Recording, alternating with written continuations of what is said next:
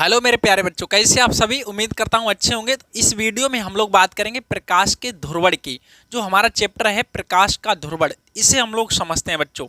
आप अभी इस पे ध्यान मत दीजिए, हम आपको बताते हैं, आप खुद ही इसे चीज़ों को समझ पाएंगे।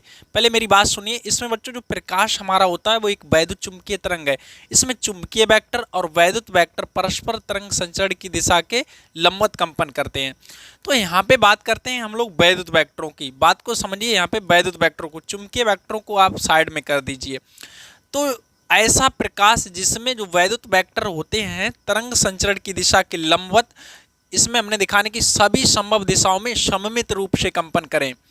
मतलब तरंग इधर को जा रही है, तरंग किधर जा रही है, इस तरीके से तरंग जाती हुई दिखाई दी। अब जो तरंग संचरण है उसके लंबवत तल में ये हमारे वैद्युत वेक्टर हैं, सभी संभव दिशाओं में सममित रूप से कंपन करेंगे। तो ऐसे प्रकाश को बोलेंगे हम लोग अध्रुवित प्रकाश। कैसा बोलेंगे? अध्रुवित प्रकाश। तो वह प्रकाश जिसमें वैद्युत वेक्टर के कंपन तरंग संचरण की दिशा के लंबवत तल में सभी संभव दिशाओं में सममित रूप से कंपन करते हैं, क्या कहलाता है? हमारा अध्रुवित प्रकाश कहलाता है। आई होप आप चीज़ों को समझ पा रहे होंगे। और इसे बच्चों हम लोग स्टार से इस तरीके से दिखाने की कोशिश करते हैं। तो ये जो प्रकाश हमारा है ये अध्रुवित प्रकाश यहाँ पे दिखाया गया, अध्रुवित प्रकाश है। ठीक है बच्चों, अध्रुवित प्रकाश यहाँ पे हमने दिखा दिया इसे। अब बात करें हम ध्रुवित प्रकाश क्या होती है। तो बेटा जब इस प्रकाश को हम क्या करते हैं, किसी विधि द्वारा इस तरीके से बना दें जिसमें हमारे जो वैद्युत वेक्टर के कंपन है सभी दिशाओं में सममित रूप से कंपन ना करके केवल एक ही दिशा में कंपन करें। जो अभी हमने बताया ना, अध्रुवित प्रकाश में सभी जो हमारी तरंग संचरण है उसके लंबवत तल में सभी दिशाओं में कंपन करते हैं बल की। अब वो सभी दिशाओं में कंपन ना करके उसके तल के लंबवत केवल एक ही दिशा में कंपन करें, तो ऐसे प्रकाश को बोलेंगे हम लोग अध्रुवित प्रकाश। सॉरी, क्या बोलेंगे? ध्रुवित प्रकाश। तो ध्रुवित प्रकाश क्या हो गया? इनकी वह प्रकाश जिसमें वैद्युत वेक्टर के कंपन तरंग संचरण की दिशा के लंबवत तल में सभी दिशाओं में कंपन ना करके केवल एक ही दिशा में कंपन करते हैं, ऐसे प्रकाश को बच्चों बोलते हैं हमारा ध्रुवित प्रकाश। तो ध्रुवित प्रकाश बच्चों, अगर तल जो वैद्युत वेक्टर के कंपन है जो कागज के तल के लंबवत समांतर दिखाए गए हैं तो इस तरीके से दिखाएंगे। इसमें क्या होता है, जो वैद्युत वेक्टर के कंपन है समांतर है। कैसे हैं? कागज के तल के समांतर हैं, तो इन्हें इस तरीके से तीर द्वारा दिखा देते हैं। और अगर कागज के तल के लंबवत हैं वैद्युत वेक्टर के कंपन तो इस तरीके से हम लोग बिंदु द्वारा दिखा देते हैं। तो यही चीज़ें हमने बच्चों आपको यहाँ पे दे दी हैं, आप इसे नोट कर सकते हैं। ठीक है, अब बात करेंगे हम लोग प्रकाश के ध्रुवण की। तो यही हो गया हमारा प्रकाश का ध्रुवण। क्या हो गया प्रकाश का ध्रुवण? यानी कि जब हम किसी साधारण प्रकाश को किसी टूरमैलिन, बच्चों एक बात समझिए, यहाँ पे एक शब्द आता है टूरमैलिन। क्या आता है? टूरमैलिन। यानी कि जब हम किसी साधारण प्रकाश को इसमें डालते हैं टूरमैलिन क्रिस्टल में, और बच्चों ये टूरमैलिन का मतलब एक प्रकार का खनिज है। ये क्या है? जो खनिज है, इसमें इसका जो रासायनिक प्रक्रिया है इसकी काफ़ी जटिल है। इसमें कई धातुएं मिश्र होती हैं, इस तरीके से एल्यूमिनियम वगैरह, सिलिकॉन और इसके बाद बोरान, इसमें कई चीज़ें इसमें आपको मिल जाती हैं मिक्सचर में। और ये जो टूरमैलिन है कई रंगों में पाया जाता है प्रकृति में। तो इस तरीके से ब्लैक, ग्रीन, कई अन्य रंगों में भी आपको मिल सकता है। तो ये इस तरह का क्रिस्टल एक टूरमैलिन क्रिस्टल होता है।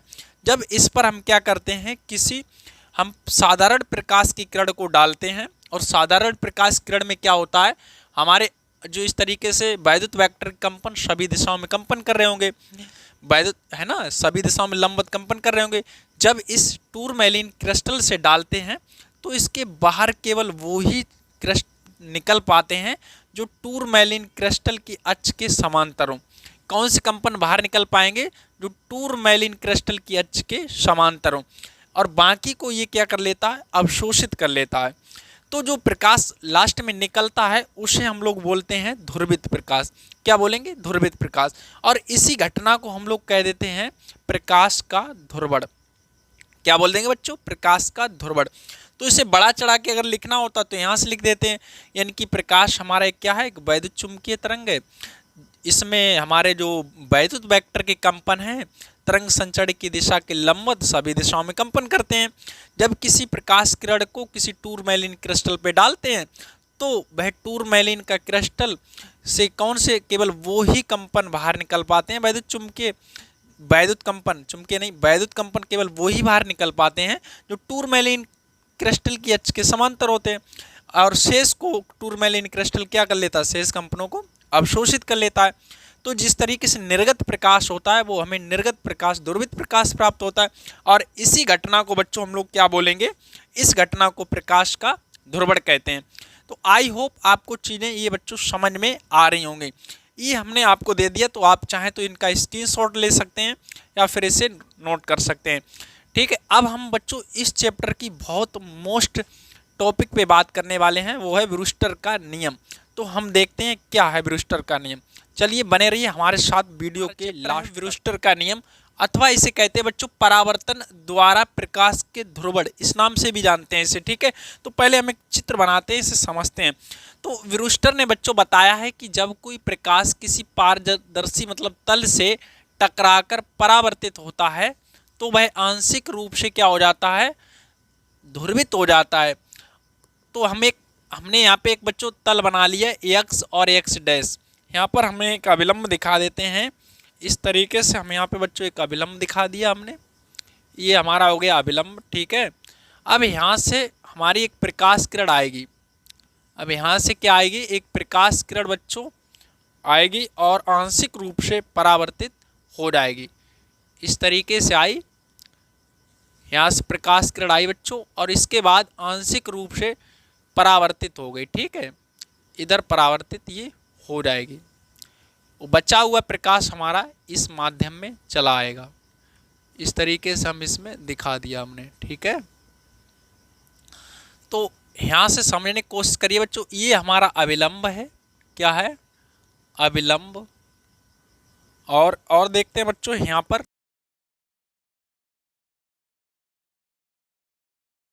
के तल के लंबवत हैं, इसलिए बिंदु द्वारा दिखाए हैं।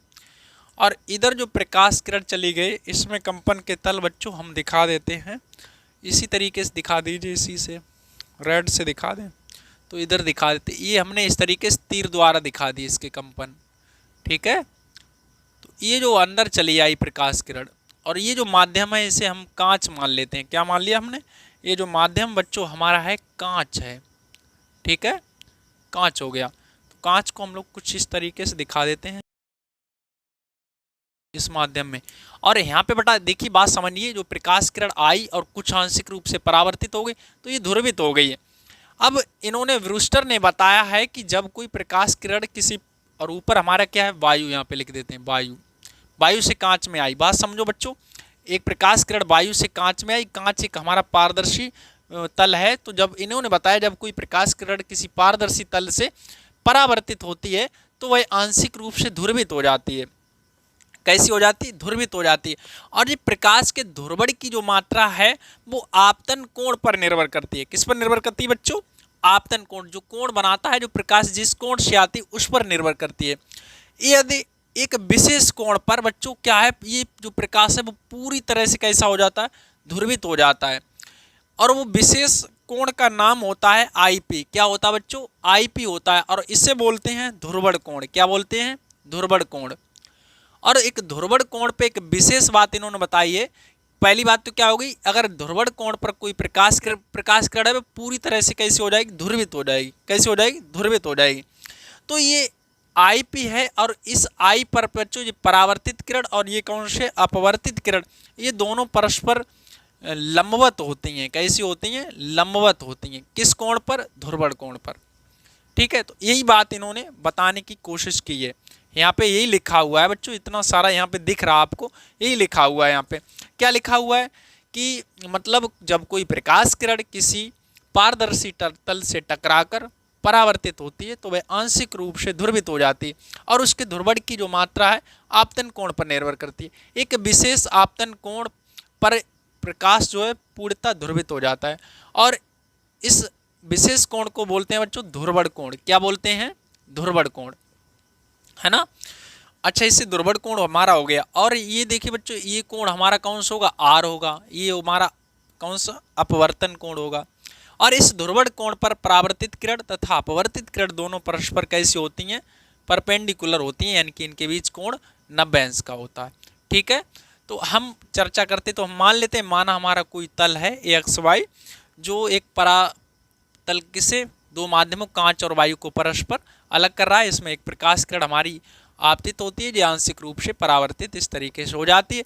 और मान लेते हैं जो कांच है इसका बच्चों अपवर्तनांक है एन है, कितना है अपवर्तनांक इसका बच्चों है एन है। ठीक है, अब समझो मेरी बात को बच्चों, यहाँ पे कहानी कुछ इस तरीके से है कि देखिए इतना हमारा ये आई पी है, ठीक है, तो ये भी एंगल कितना होगा आई पी के बराबर होगा। किसके बराबर होगा, आई पी के बराबर। इन्हें कोई नाम दे दो, इसे बेटा नाम दे देते हैं ए बी सी, इसके बाद एम, इसे नाम दे दो एन, और इसे एक्स डैश तो हमारा है ही यहाँ पे, और यहाँ पे क्या दे दे नाम डी दे दो, क्या दे दो डी। ठीक है, तो ये कोण इसके बराबर हो गया, ये 90 हो गया, ये हमारा आर हो गया। ठीक है, सही है। तो यहाँ पे हम लोग दिखा देंगे इस तरीके से चीज़ों को हम लोग बेटा समझ लेते हैं। इधर ही देख लेते हैं, लाइन कर दीजिए। देखिए बेटा क्या होगा, कोण एम वी सी, कोण एम वी सी, कोण एम वी सी, एम वी सी प्लस कोण सी वी डी प्लस कोण डी वी, और ऐसे कोई नाम दे दो एन, तो डी वी एन नाम था हमारा। यहाँ से बराबर किसके हो जाएगा 180 अंश हो जाएगा ना, पूरा कोण इतना देखो बेटा 180 अंश के बराबर होगा। बहुत आसानी से हम लोग समझते हैं। अब बात समझो बेटा, ये आई पी है और ये इतना 90, हमने बोला दोनों किरणें कैसी हैं 90 डिग्री होंगी आई पी पर, और ये हमारा आर है। तो यहाँ रख लेते हैं बच्चों हम आई पी प्लस 90 प्लस कितना मिलेगा आर बराबर 180 अंश। तो यहाँ से बेटा हम लोगों को मिल जाएगा आर का मान। अगर आर का मान यहाँ से बेटा निकालोगे तो आर बराबर क्या मिलेगा, आर बराबर मिल जाएगा 180 माइनस 90 माइनस आई पी। तो यहाँ से आर का वैल्यू मिल जाएगा 90 माइनस आई पी। ठीक है, तो आप चीज़ों को समझ पा रहे होंगे, ये आई पी अपना है। अब देखो बेटा आर का मान हो गया, स्नेल का नियम हम लोग जानते हैं। स्नेल का नियम क्या होता है, स्नेल का नियम कहता है एन बराबर साइन आई बटा साइन आर, है ना। अब देखो बेटा एन बराबर, एन पदार्थ का अपवर्तनांक है, तो एन बराबर क्या मिल जाएगा, यहाँ से एन बराबर मिलेगा साइन आई पी की जगह हमारा कितना आई की जगह आई पी रखेंगे, और आर की जगह क्या रखेंगे साइन, आर की जगह रखेंगे 90 माइनस आई पी, और साइन 90 माइनस थीटा क्या होता है आपको पता होगा। तो एन बराबर साइन आई पी बटा cos I P. Sine 90 minus theta क्या होता है बच्चों, कॉस थीटा होता है। अब हमारा बन के आ जाएगा एन बराबर साइन बटा कोस बच्चों हो जाता है टेन थीटा, तो टेन आई पी। यही अपना होता है ब्रूस्टर का नियम। यही किसका नियम है, ब्रूस्टर का नियम। तो आई होप आपको वीडियो पसंद आया तो लाइक करिए और दोस्तों में शेयर करिए। तो चलिए मिलते हैं हम लोग अगले वीडियो में, तब तक के लिए अपना ख्याल रखिए, धन्यवाद।